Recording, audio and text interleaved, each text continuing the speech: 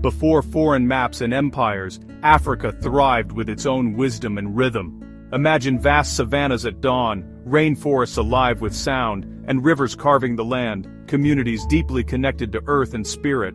From bustling West African markets to southern cattle crawls, life was rich with art, music, and intricate governance.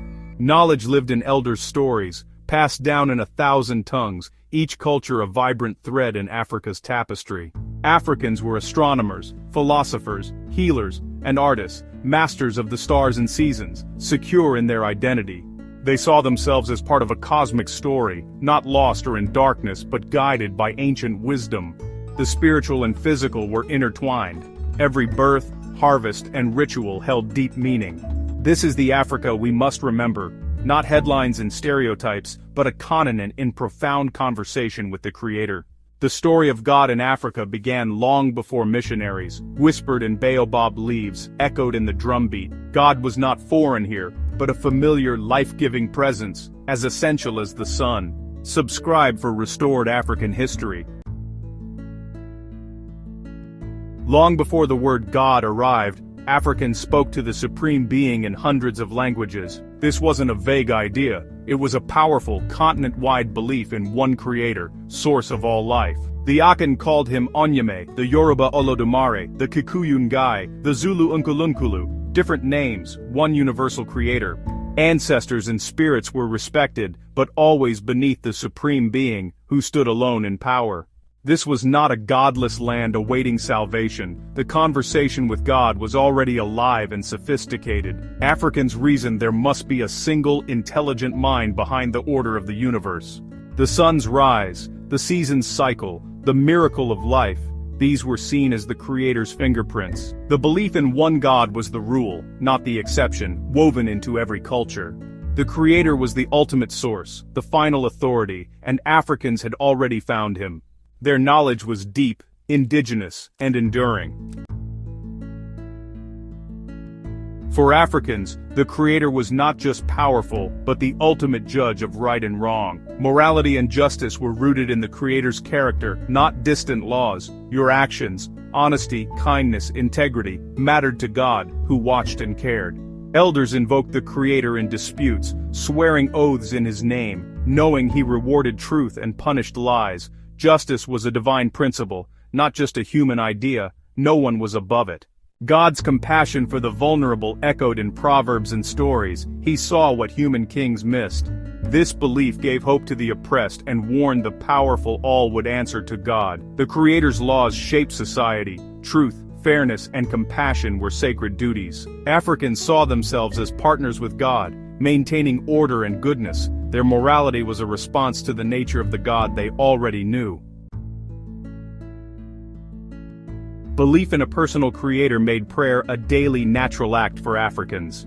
God was not distant, He listened, and people spoke to Him directly, not just through priests or rituals. Farmers prayed for rain, mothers for their children, travelers for safe journeys. Prayer was woven into life.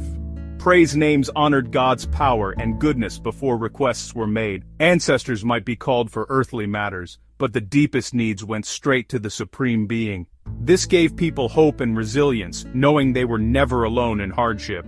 Proverbs like the Shona's, "God does not give with the mouth only," showed faith in answered prayer. When missionaries arrived, they didn't introduce prayer, they gave new names to an old practice. Africans had long trusted the Creator with their needs and gratitude.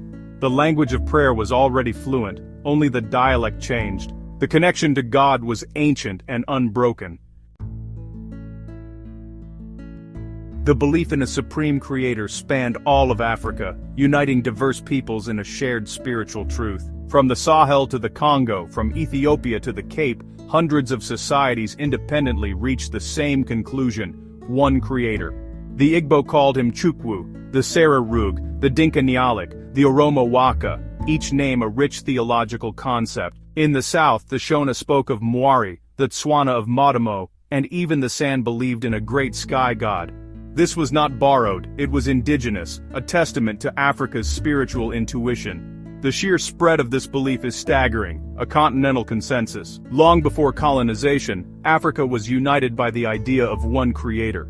People looked at the same sun and stars and saw the same divine hand. The Creator was always present, worthy of worship and holding the universe together. Share this with someone who loves African history.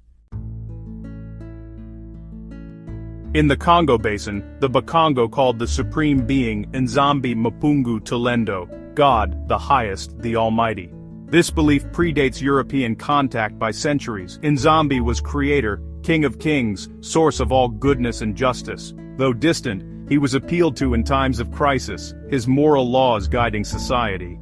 The Bakongo believed Nzambi gave humans a conscience, Luzolo, and to live well was to align with his will.